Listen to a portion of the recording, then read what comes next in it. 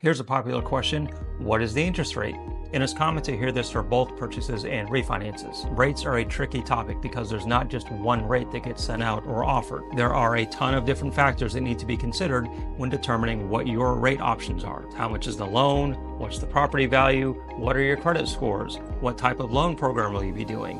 Is this a cash out refinance or a no cash out refinance?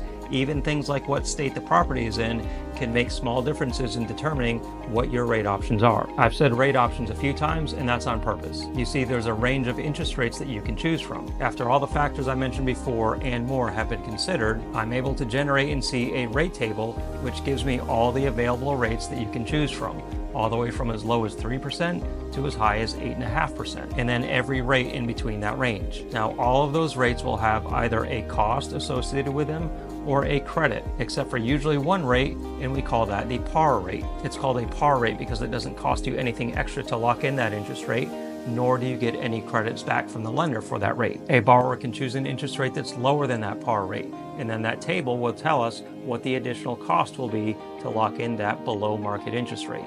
This is called buying down the rate or paying points towards the rate. On the flip side, a borrower can also choose a rate that's higher than the par rate. The borrower would get a lender credit back to cover or offset some or all of their closing costs. In all instances, we need to look at the available options and determine what makes the most financial sense for you in your particular situation. And then you can decide what rate you want to go with.